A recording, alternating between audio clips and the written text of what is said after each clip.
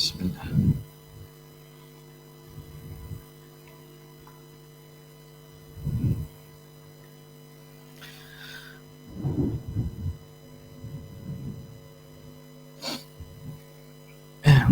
Bismillahirrahmanirrahim. Assalamualaikum warahmatullahi wabarakatuh. Alhamdulillahi rabbil alamin. Wa afdalus salati wa atammut taslim ala sayyidina Muhammadin asyrafil anbiya'i wal mursalin wa ala alihi wa sahbihi ajma'in. Subhanaka la ilma lana illa ma 'allamtana innaka antal alimul hakim. Wa la hawla wa la quwwata illa billahil aliyyil azim. Rabbi shrah li sadri wa yassir li amri wahlul 'uqdatam min lisani yafqahu qawli.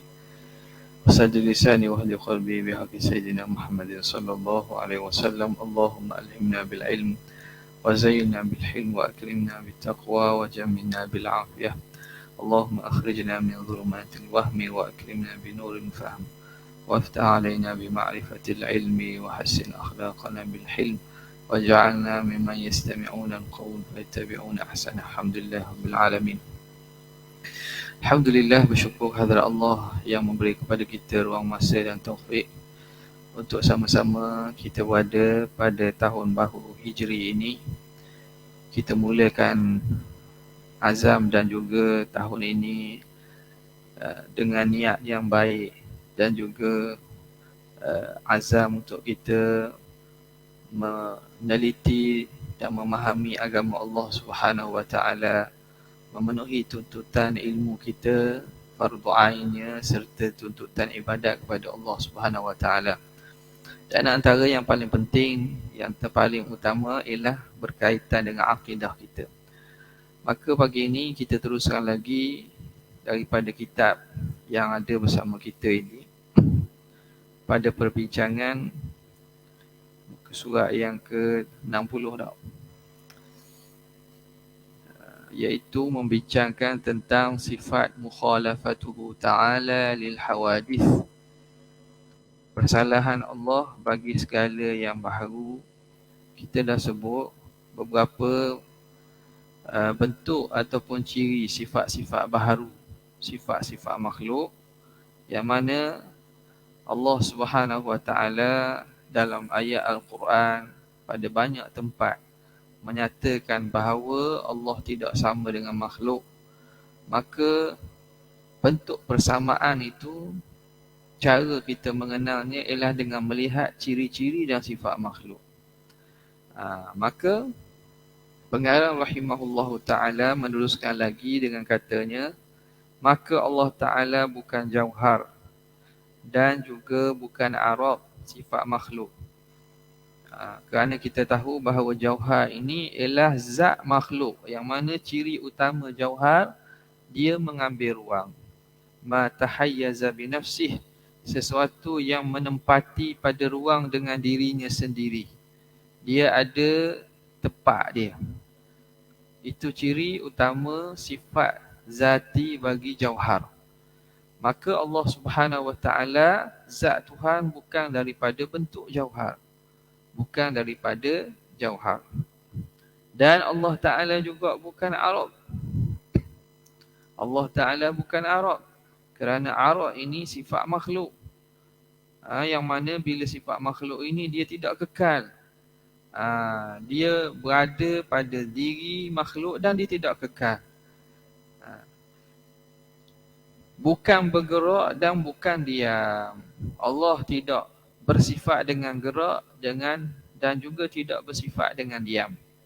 Ini sifat-sifat yang mendatang ini ialah dia panggil sebagai cabang daripada penafian kepada sifat jauhar dan juga arad. Sebab itu kita boleh ringkaskan pada masalah sifat mukhalafatuhu ta'ala lil hawadith, iaitu nafyu al-jirmiyah walawazimiha wa nafyu al-aradiyah walawazimiha. Artinya menafikan berjirim dan perkara yang melazimi sifat jirim, dan menafikan arad serta perkara yang melazimi sifat arad. Dia terkumpul dalam tu. Bila kita nafi Tuhan bersifat dengan jirim, segala lazim jirim dia punya, segala sifat-sifat yang melazimi, yang berekar, yang ikut turut dengan jirim, ternafi dengan sendiri. Bila kita menafikan aradiyah, keadaan Tuhan tu arad, maka dengan sendiri sifat-sifat cabang daripada itu, sifat-sifat yang mari turut, yang berekar dengan arad itu ternafi. Nafyu al-jirmiyah wa lawazimiha wa nafyu al-aradiyah wa lawazimiha. Menafikan sifat kejauharan Tuhan itu bukan jauhar dan segala sifat yang melaziminya, dan melazimi Tuhan bukan arad, menafikan Tuhan bukan arad dan perkara yang melaziminya. Maka Tuhan tidak bergerak dan tidak diam. Kerana yang bergerak diam ini ialah benda yang betul ada jirim. Betul ada jirim, baru dia bergerak, baru dia diam. Kerana dia nak gerak diam tu pada tepat. Bergerak sesuatu, bergerak dari A ke B, daripada satu tempat ke tempat lain. Diam pada tempat yang sama.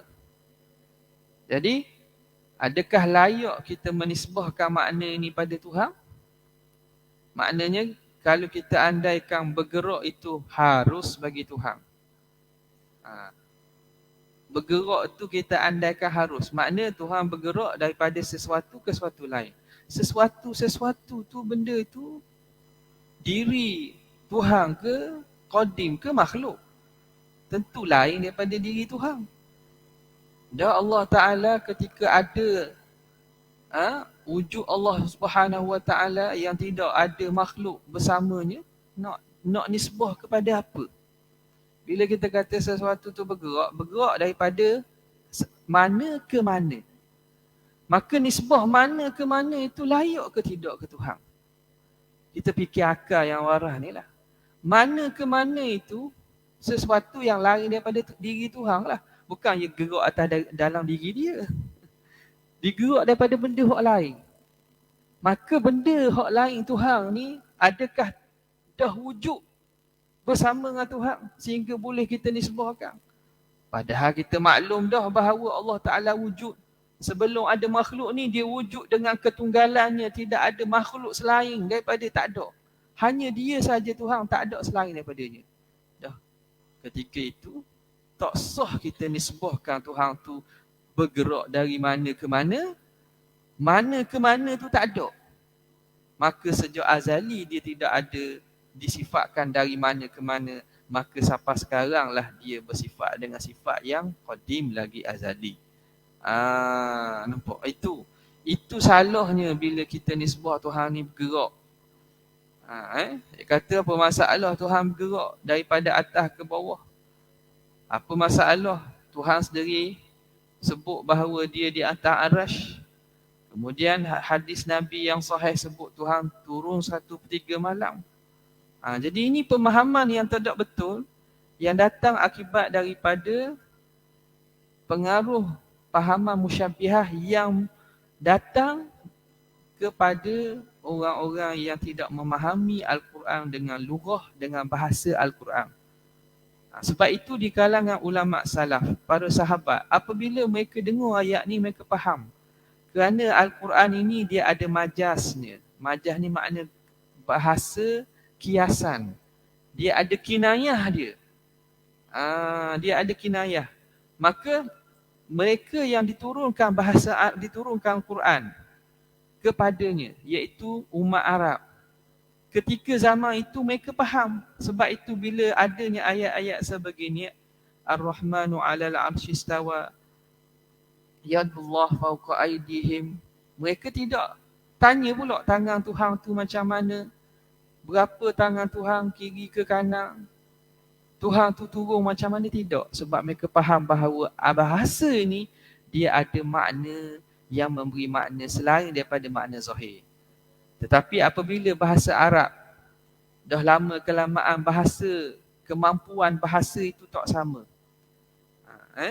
Kemampuan bahasa Arab, pemahaman bahasa Arab tu tak sama dah. Apabila bercampurnya orang Arab dengan orang Ajam ni, maka itu yang timbulnya pemahaman yang memahami ikut makna zahir.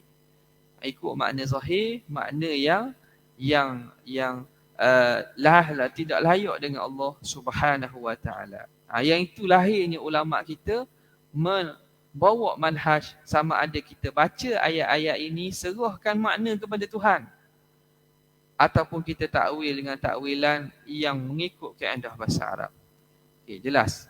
Jadi di sini bergerak dan diam itu, bila kita nak nisbahkan kepada sesuatu, dia mesti bergerak dari mana ke mana. Diam pun di mana. Kita kata saya diam, duduk diam di kerusi. Diam tu di mana? Jadi di mana itu, bolehkah kita nisbah ke Tuhan? Jawabnya tak ada boleh. Sebab Allah Ta'ala ketika tak ada makhluk, kita tak boleh nak nisbah Tuhan di mana tu. Tak ada nak nisbah pada benda lain. Maka sifat Tuhan tu, sebagaimana yang diijma' tidak berubah, maka begitulah sekarang keadaan Allah. Kana Allah wala makan wa huwal an kama alaihi kan. Allah Ta'ala wujud tanpa bertempat. Dan dia sekarang sebagaimana adanya sebelum ini. Tidak bertempat, kekal dan azali dengan zat dan sifatnya yang maha agung. Sejak ke belakang ni ada golongan yang tidak puas hati dengan akidah ni, mereka datangkan, dia kata perkataan ini Tuhan tidak bertempat ni ialah datang daripada kitab orang Syiah. Jadi mazhab yang kita pegang Tuhan tak bertempat tu mazhab Syiah. Tengok macam mana cuba mereka nak membuat syubhah dalam masyarakat. Benda ini sebut dalam kitab Syiah tidak menunjukkan benda itu salah, sebab dalam kitab Ahli Sunnah pun sebut gitu juga. Nampak? Dia kata ni mazhab Syiah. Dia buat datang kitab rujukan Syiah yang menyatakan bahawa Tuhan tidak bertempat. Lepas tu dia tuduh orang yang beriktikad Tuhan tidak bertempat ni pandangan Syiah. Kita yang tak mengaji, kita yang tak tahu, kata bahaya sungguh kita akidah Syiah selama ni.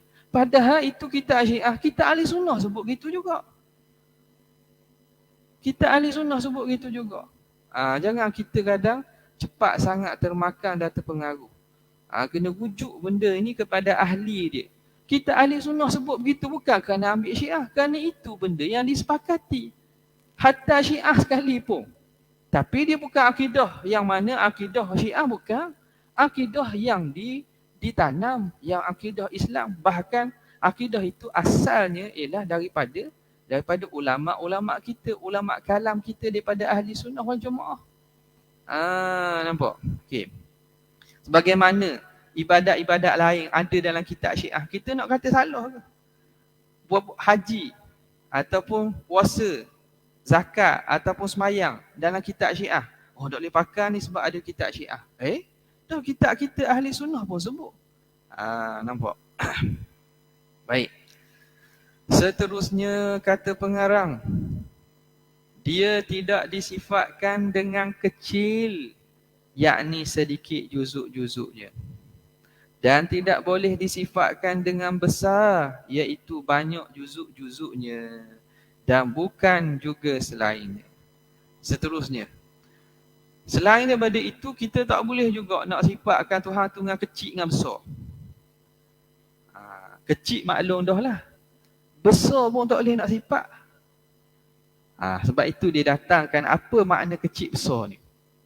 Sebab dalam kita seharian kita sebut Allahu Akbar. Allah Maha Besar. Allah Maha Besar. Jadi besar yang kita nisbah kepada Tuhan, itu bukan nisbah besar dari segi saiz. Sebab itu dia kata bukan sedikit juzuk dan bukan banyak juzuk.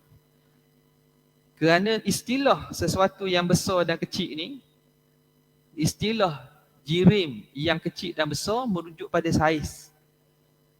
Bila benda tu kecil, juzuk dia sikit panggil. Benda kecil. Kalau kita potong dia berapa? Kita timbang dia, kita tu benda hasil sikit je. Tak? Kalau benda tu besar, kita potong dia dapat banyak.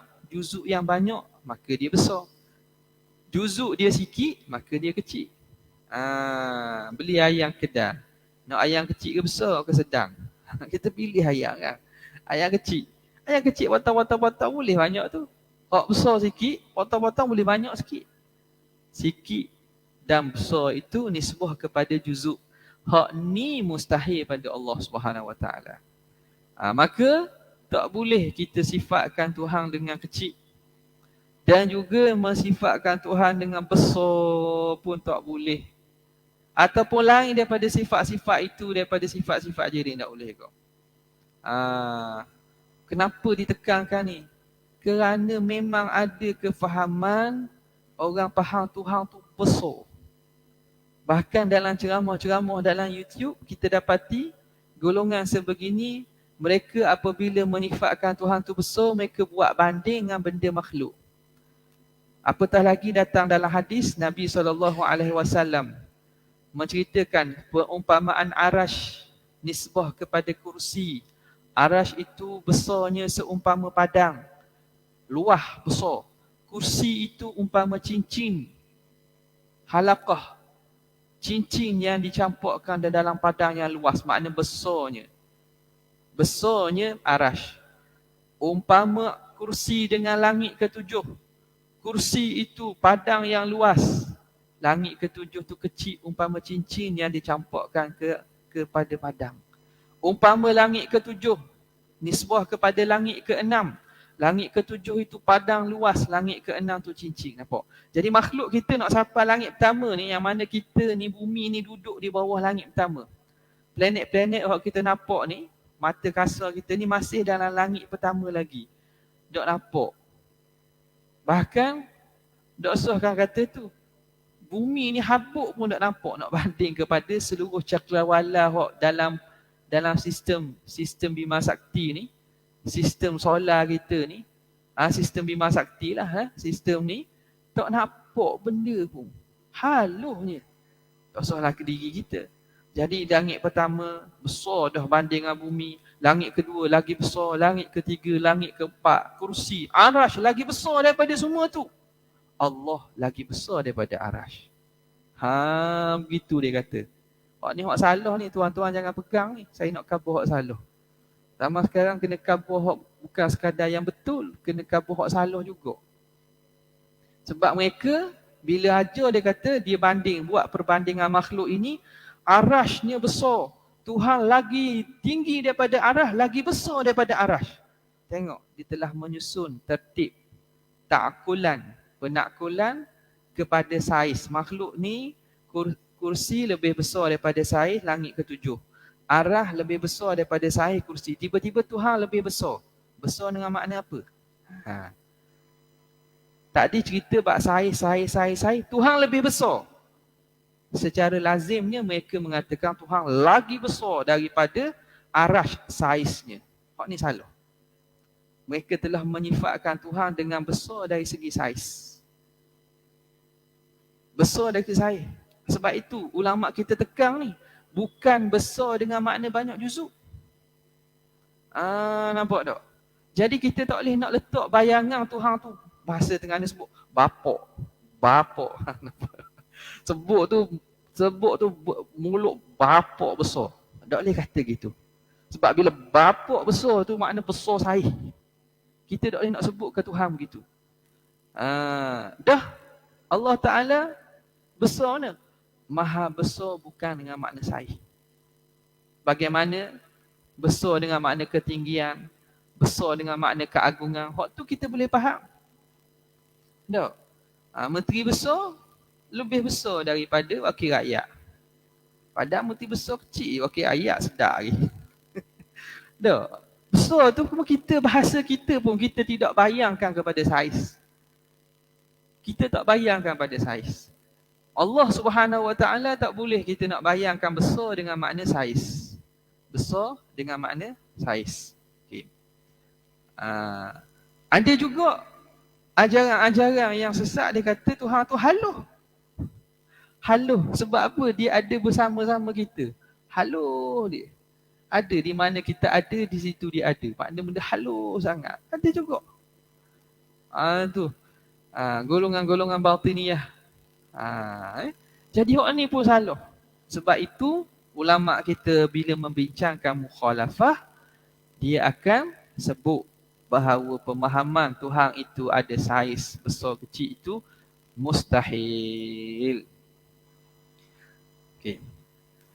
Sekiranya terdapat nas yang memberi sangkaan menyamai Allah dengan makhluk, maka hendaklah ditakwilkan dengan maksud yang layak bagi zat Allah. Jadi kitab kita ini, pengarangnya Syekh Muhammad Hashimi, dia sebut umum lah. Sebut umum dengan kaedah. Mana-mana nas, nas ni ayat Quran atau hadis, yang memberi sangkaan menyamai Allah dengan makhluk, dipanggil nas, nusus muhimah litashbih.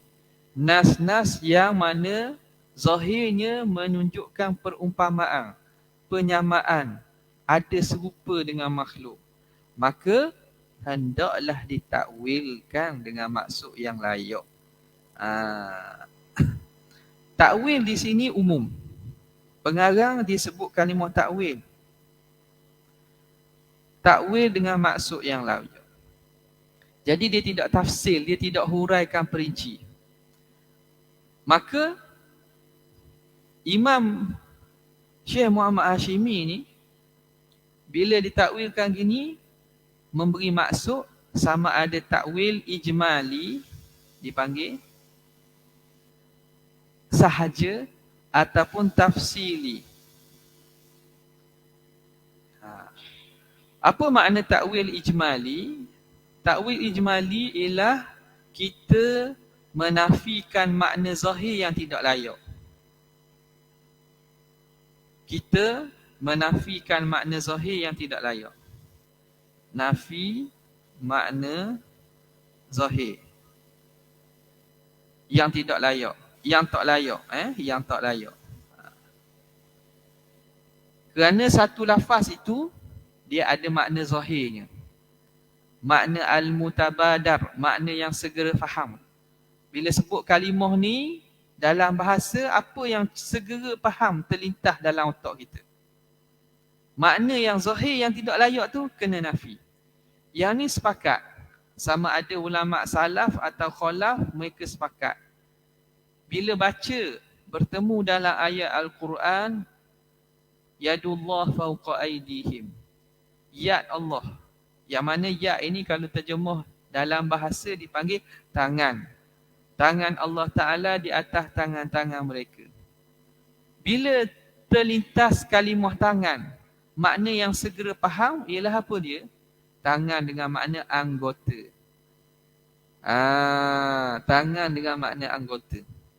Okey, makna zahir yang terlintas, yang tidak layak itu ternafi. Tuhan bukan ada tangan dengan makna anggota. Tuhan tidak beranggota, gitu. Nafi tangan dengan makna anggota tu nafi. Bukan nafiyat. Kena faham molek ni. Ni juga ada orang telajak dia panggil. Orang panggil telajak. Kata Tuhan tak ada iyak. Tak boleh sebab dalam Quran sebut. Tuhan tidak istiwa. Tak boleh. Hak ni panggil Mu'attilah ni. Golongan Mu'attilah ni bukan ahli sunnah. Dia menafikan Tuhan bersifat dengan ya. Dia nafikan Allah Ta'ala beristiwa. Hak ni bukan ahli sunnah ni. Bukan Asy'ariyah, bukan Maturidiyah ni. Yang menafikan sifat itu bukan. Ini golongan Mu'attilah ni. Yang menafikan dan mentaktilkan, yakni menafikan sifat. Ahli sunnah dia tak nafi Allah Ta'ala ada ya. Dia tak nafi Allah Ta'ala istiwa. Dia nafi makna zahir yang tidak layak. Kena faham. Beza dua tu. Ini jangan kita dengar-dengar orang hak nak mengajar Asy'ariyah, tuduh Asy'ariyah, dia tak faham Asy'ariyah. Orang yang ajar ahli sunnah wal jamaah, dia tak faham ahli sunnah wal jamaah. Asy'ariyah, ahli sunnah wal jamaah, dia tidak nafi sifat itu. Bahkan mengisbatkan apa yang Tuhan isbat. Jadi ya Allah bersifat dengan ya. Atau Allah menisbahkan baginya ya. Itu diterima. Tapi yang dinafikan makna zahir. Makna zahir. Dan kita tidak menyatakan ya tak ada makna. Ini juga dia panggil. Dituduh kata Asy'ariyah ini menafikan ya tak ada makna. Dia taktilkan makna. Kita tidak nafikan ya ada makna, tapi kita nafi pengetahuan kita tentang makna. Sebab itu ulama yang mengambil konsep takwil ijmali ini, iaitu jumhur salaf, mereka serahkan makna kepada Allah. Bukan nafi makna. Serah makna ni kata kita tak tahu makna apa tu. Makna itu nisbah pada Tuhan. Bukan tak tahu makna ya. Ini juga satu kepelikan lah kita kata. Golongan yang cuba nak memerangi akidah ahli sunnah ni, dia akan tuduh benda yang tak masuk akal pun dituduh. Dia kata tafwid, dia mazhab takwil ijmali ni panggil mazhab tafwid. Tafwid ni mana serah makna. Yang mana di sisi ahli sunnah wal jamaah, dia dua manhaj bagaimana kita sebut. Iaitu sama ada tafwid. Tafwid ni maksudnya takwil ijmali boleh kita kata tafwid lah. Tafwid. Kena buka muka surat baru. Okey, tafwid. Tafwid itu ialah kita serahkan makna. Serah makna kepada Allah. Serah makna kepada Allah Ta'ala. Bukan kita nafi makna. Bila ulama ahli sunnah wal jamaah mentafwidkan makna ayat mutasyabihat, mereka serah makna pada Allah. Bukan mereka tak tahu makna kalimah. Tak tahu makna kalimah. Ulama tak tahu makna kalimah ya. Pelik sangat. Yadung ni budak tadika tahu. Budak taska tahu. Belajar bahasa Arab kan. Yadun, buat tangan, wajuh muka, rijelung kaki, ampung hidung, uzunung telinga. Famun mulut, wajuh muka. Mudah ya. Bukan orang tak tahu. Bukan tak tahu kalimah ya. Tapi kalimah itu nisbah kepada Tuhan. Bila disebut yadullah, ya Allah, apa makna? Mereka tak masuk campur, tidak bahas lebih-lebih, serahkan makna kepada Allah. Itu yang datang dalam riwayat-riwayat dibawa oleh Imam Baihaqi, oleh ulama salaf. Qira'atuha tafsiruha qira'atuha. Tafsiran bagi ayat ini baca saja. Amirruha kama ja'a. Kita lalu baca saja sebagaimana datang, tanpa kita takwil. Allahu a'lamu bimuradih. Allah lah yang lebih mengetahui makna dan erti. Jadi kalimah, ungkapan-ungkapan sebegitu menunjukkan bahawa mereka ulama salaf ni tidak mendetailkan. Mereka serah terus kepada makna kepada Allah Subhanahu Wa Taala. Yang tahunya Allah lah lebih mengetahui. Kita telah faham konsep atau makna dipanggil makna siyak. Makna siyak ni makna konteks ayat. Hak tu telah maklum dah. Hak tu maklum. Bila kata Ar-Rahmanu 'alal 'arsy istawa, melihatkan keagungan Allah Taala menguasai arah, itu maklum. Yadullah fawqa aydihim, telah maklum menunjukkan bahawa Allah Taala memberi pertolongan kepada orang mukmin.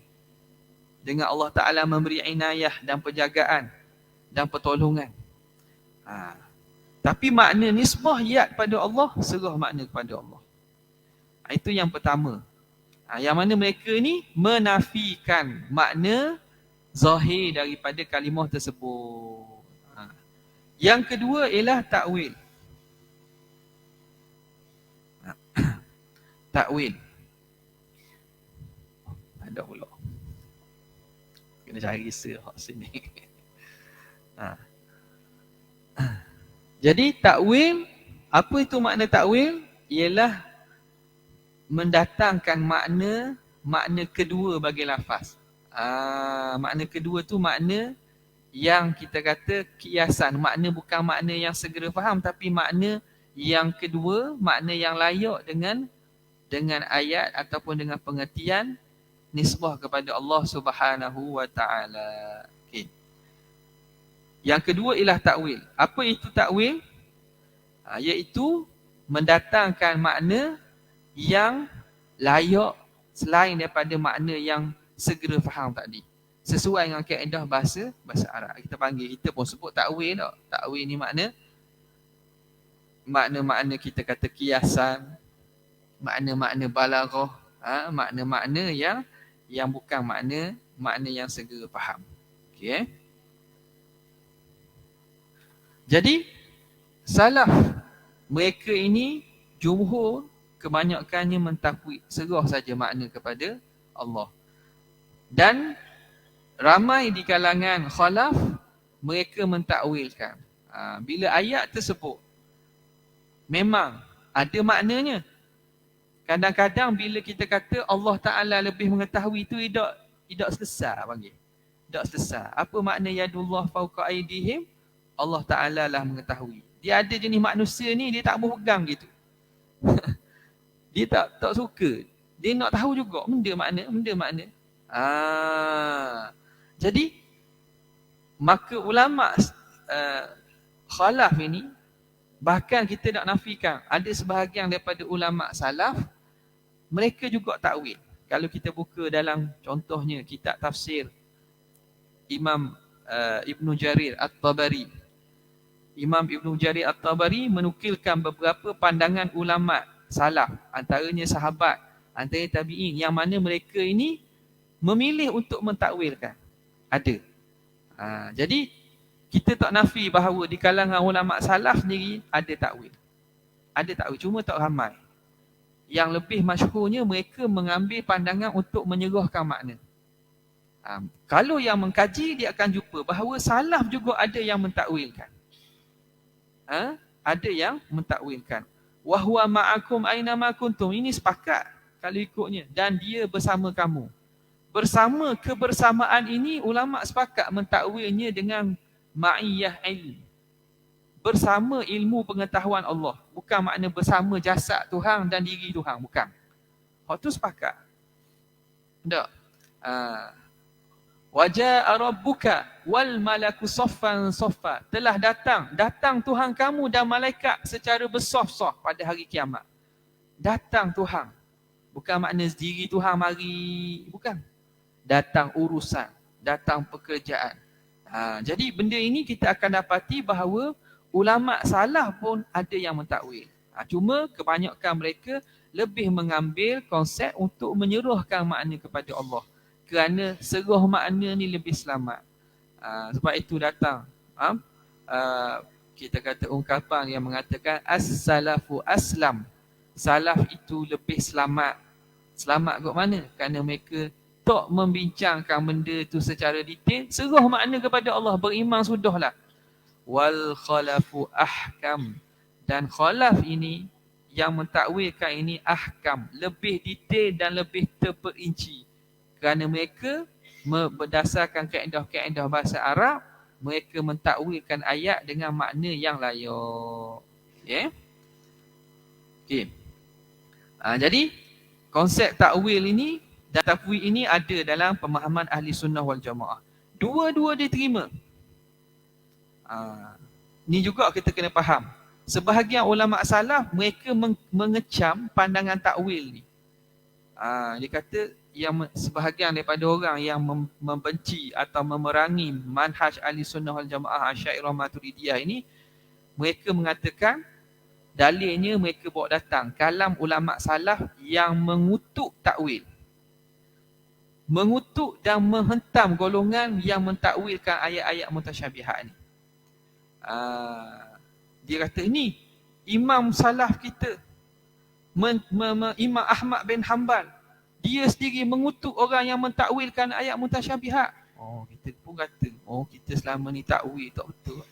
Ini juga salah faham, kena faham. Zaman salaf ini, pentakwilan itu, takwil ayat ini menjadi satu tanda kepada golongan ahli bid'ah. Golongan ahli bid'ah, Jahmiyah dan Mu'attilah zaman tu. Jadi mereka ulama ini pada zaman tersebut memang memerangi golongan ahli bid'ah betul-betul. Siapa takwil lah, mereka kata golongan ini salah. Sebab mereka ambil pandangan yang mentafwid, yang seruh makna. Jadi memang kalam-kalam perkataan mereka kadang berat. Dan tajam. Kritikan tu tajam. Pedah terhadap golongan yang mentakwilkan. Sebab apa? Pada zaman tu, hak takwil ni mazhab sesat. Yang takwil ni ialah golongan-golongan ahli bid'ah yang sesat, luar daripada ahli sunnah. Sebab itu mereka tentang betul-betul.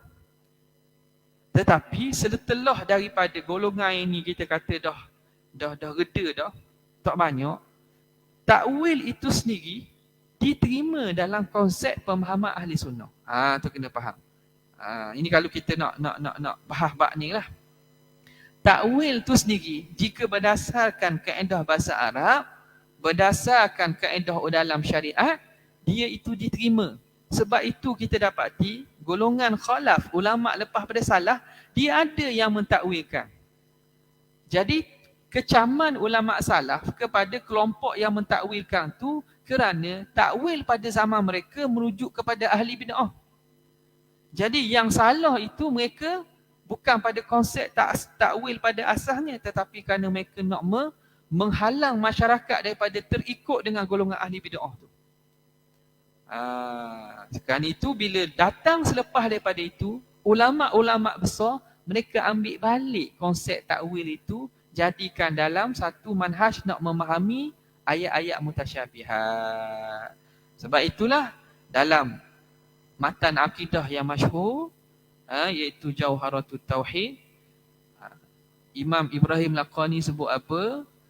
Wa kullu nafsin awhamat tashbiha awilhu aw fawid warum tanziha. Setiap nas yang memberi sangkaan tashbih, menyerupai Tuhan dengan makhluk, awilhu, takwilkan dia, au fawidhu, ataupun tafwidkan dia, warum tanziha, dan niatkan nak menyucikan Allah daripada sifat-sifat yang tidak layak. Jadi mereka, ulama-ulama terkemudian, dia ambil balik konsep takwil itu. Selagi mana takwil itu menempati kaedah bahasa Arab. Bukti yang jelas, ada sebahagian daripada salaf dan sahabat tabi'in, mereka pun mentakwilkan. Mereka juga mentakwilkan. Kembali balik kepada kata pengarang tadi. Sekiranya terdapat nas yang memberi sangkaan menyamai Allah dengan makhluk, maka hendaklah ditakwilkan dengan maksud yang layak. Jadi takwil ni pengarang sebut secara ibham, secara umum. Merujuk sama ada takwil ijmali, iaitu kita serahkan makna kepada Allah dalam keadaan nafi. Makna zahir yang tidak layak itu dinafi. Itu panggil takwil ijmali. Sebab bila kita takwil ijmali, maksudnya kita nafi makna zahir. Makna zahir yang tak layak itu dinafi. Takwil dah tu panggil. Tapi takwil yang umum, takwil yang mudah. Yang kedua ialah dipanggil takwil tafsili. Tafsili makna terperinci. Ini merujuk kepada mazhab takwil. Takwil betul lah ni. Iaitu golongan yang mentakwil secara tafsili ni, yang kita sebut takwil juga ni. Tadi takwil ijmali kita panggil sebagai tafwid. Takwil tafsili tu makna takwil pada istilah. Setelah dinafikan makna yang tidak layak, maka dicari makna yang layak dengan Allah Subhanahu Wa Taala pada kalimah tersebut dalam pemahaman makna-makna bahasa Arab. Yadun. Yad, apa makna yad? Banyak makna dia. Dalam konteks ayat ini, makna apa yang sesuai bila Tuhan kata yadullah fawqa aydihim? Pertolongan Allah, penguasaan Allah, bantuan Allah. Jadi makna-makna yang layak itu digunakan untuk memahamkan ayat tersebut. Okay. Jadi bila begitu, jelaslah bagi kita bahawa ahli sunnah wal jamaah mereka terima kedua-dua ni. Sama ada nak tafwid ataupun nak mentakwilkan makna. Okey. Seterusnya, sifat yang keempat daripada sifat salbiyah ialah qiyamuhu ta'ala binafsih. Berdiri Allah dengan sendirinya. Yakni dengan zatnya. Allah Ta'ala berdiri sendiri makna Allah Ta'ala berdiri sendiri yakni dengan zatnya. Binafsihi ay bidhatihi. Sifat ini ditafsirkan oleh pengarang dengan katanya, yakni dia Allah itu tidak berhajat kepada tempat dengan makna zat dan pencipta. Qiyamuhu ta'ala binafsihi ini dia merujuk kepada dua makna. Pertama, Tuhan berdiri dengan sendiri. Bukan makna diri sendiri tu bangun sendiri, bukan. Tuhan diri sendiri makna bangun sendiri. Berdikari, itu bukan, itu makna makhluk. Berdiri sendiri maksudnya Allah tidak berhajat pada yang lain, zat yang lain. Wujud dia itu bukan pada yang lain. Makna tu makna diri sendiri. Wujud dia itu tidak pada yang lain, tidak di yang lain. Dan yang kedua, Tuhan tidak berhajat kepada yang lain untuk menciptanya. Maksudnya, zat Allah tidak berhajat kepada tempat, yakni Allah tidak berhajat kepada zat lain yang mana zat Allah berada padanya. Jadi makna pertama, tak berhajat kepada mahal, tempat itu. Tuhan tidak berhajat kepada zat lain yang mana zat itu Tuhan berada padanya. Ini kita faham sebelum ni makna jauhar dan juga makna arab. Makna jauhar dan juga makna arab. Jauhar tu makna diri zat makhluk kan. Arab itu sifat yang ada padanya. Itu kena faham tu. Jadi bila kita kata Tuhan tidak berhajat pada zat lain yang dia duduk padanya, maknanya Tuhan bukan Arab. Tuhan bukan Arab. Tengok sini. Jauhar disebut dah. Jauhar ialah zat makhluk, iaitu sesuatu yang mengambil ruang dengan dirinya. Sini dia kata apa ni? Yang ketujuh. Di sini makna Allah tidak berhajat kepada zat lain. Tak nampak lah. Tuhan tidak berhajat kepada zat lain yang mana zat Allah berada padanya. Tuhan tidak berhajat kepada zat lain yang mana Tuhan berada pada yang lain itu. Contoh apa? Iaitu seperti berhajatnya, nota kaki nombor 7, seperti berhajatnya manis kepada zat seperti gula untuk ia wujud. Ertinya manis tidak wujud bersendirian kecuali pada zat. Itu contoh nak faham. Ni juga setengah orang tak faham ni, dia tukar. Dia kata itu tukar antara zat dengan sifat, antara jauhar dengan arab. Dia kata manis ni zat. Manis ni zat. Kena beza gula dengan manis. Mana zat, mana sifat. Tak? Antara gula dan manis lain pemahaman. Gula, Manis. Tapi memanglah gula manis. Gula dengan manis. Mana zat, mana sifat? Zat tu mana? Zat tu gula. Benda tu lah gula. Sifat dia apa? Sifat dia ialah manis. Okey, sifat dia manis. Jadi manis itu duduk pada gula. Bukan gula duduk pada manis. Bodoh. Dia ada juga orang nak faham yang kata gula duduk pada manis. Ni orang nak kenal ni. Dok raja kucai ke mana ni. Manis duduk pada gula. Pedas duduk pada lada. Masing duduk pada garam. Bukan garam duduk pada masing. Ni tak boleh nak beza ni. Waktu mengaji ni biar ngaji betul, biar faham. Benda mudah je. Balik ke ada lalu dapur, ada gula, garam, ada dapur dah tu. Cuma biar kenal. Mana manis, mana gula. Mana masing, mana garam. Jadi manis, masing, masang dan seumpamanya tu sifat orang panggil. Contoh sifat lain banyak lagi. Contoh. Jadi manis duduk pada gula. Maka manis tu sifat. Dia duduk pada zat. Zat tu gula. Allah tidak berhajat kepada tempat. Kerana apa? Kerana Allah bukan sifat. Nak gambar gitu je. Kerana yang berhajat pada tempat untuk dia ada dan dia wujud ialah sifat. Jadi zat ni tempat dengan makna zat. Jadi kalau kita kata Allah bersifat dengan qiyamuhu ta'ala binafsihi, menafikan Tuhan itu sifat. Dengan maksud apa? Tuhan tu bukan sifat, dia zat. Zat yang bersifat. Tak apalah. Tapi dia tu sendiri, adakah dia itu sifat? Dia zat lah. Bukan dia sifat. Kerana sifat, dia mesti ada pada yang lain. Sifat dia tak ada berduduk sendirian. Manis semata-mata, tak duduk mana? Tak duduk di gula, tak duduk di nisang, tak duduk di kuih, tak duduk di nekbak, tak duduk di Tok Haji Serebang. Manis saja-saja, tak ada.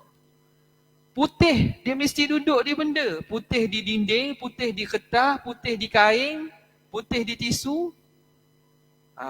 Mesti duduk benda. Tak ada semata-mata putih gitu. Tak ada. Putih saja-saja tak ada. Dah awang putih, duduk di awang. Duduk di awang. Terbang malam-malam, mengusik orang putih, duduk di hatu. Duduk di benda kau tu, tak ada putih tu saja putih. Jadi sifat ia duduk di benda. Maka Tuhan bukan jenis sifat kerana Allah Ta'ala itu zat. Dia tidak berhajat kepada yang lain untuk dia wujud. Itu makna qiyamuhu ta'ala binafsih. Jelas ni? Iaitu Allah tidak berhajat pada zat lain. Yang mana zat Allah berada padanya. Maka Allah bukan sifat. Allah itu zat. Maka Allah Ta'ala bukanlah sifat. Kerana sifat tidak akan wujud kecuali pada zat. Nak kata begitu. Sifat tidak akan wujud kecuali pada zat. Zat Allah itu makna pertama bagi qiyamuhu ta'ala binafsihi. Sikit kita habiskan sini. Zat Allah Ta'ala juga tidak berhajat kepada mukhassis. Mukhassis yakni pencipta. Kerana Allah Ta'ala bukannya baharu. Tuhan tu kan bukan baharu. Tetapi dia qadim. Sedangkan yang memerlukan kepada pencipta hanyalah yang baharu semata-mata. Makna kedua bagi qiyamuhu ta'ala binafsih, Allah bukan Allah tidak berhajat kepada pencipta. Kerana apa? Kerana dia tu telah ada. Dia ada sedia kala. Kerana yang berhajat kepada pencipta ni benda yang baru. Kalau Allah Ta'ala ni berhajat kepada yang menciptakannya, makna dia sebelum ni tak ada. Makna dia baharu. Bahkan kita dah pegang betul-betul Tuhan ni wujudnya sedia kala. Dia tidak berhajat kepada pencipta. Maka qiyamuhu ta'ala binafsihi menafikan Allah Ta'ala itu baharu. menafikan berhajat Tuhan kepada pencipta. Kerana Allah Ta'ala bukannya baharu. Baharu ni makhluk. Tetapi dia qadim. Sedangkan yang memerlukan kepada pencipta hanyalah yang baharu semata-mata. Makhluklah yang berhajat kepada pencipta. Kerana makhluk ni asal tak ada, kemudian diadakan. Maka ada yang mengadakan dia. Allah Ta'ala adanya sedia kala, maka tak berhajat dia kepada pencipta. Jadi itu dua makna kepada qiyamuhu ta'ala binafsih. Wallahu ta'ala a'la wa a'lam. Itu sifat, selesai pada sifat qiyamuhu ta'ala binafsihi. Termasuk insyaAllah pada perjumpaan akan datang pada sifat wahdaniyah. Wahdaniyah. Ada soalan tak? Kalau tidak ada, sekadar itu saja untuk kali ini. Wabillahi taufiq wal hidayah. Wassalamualaikum warahmatullahi wabarakatuh.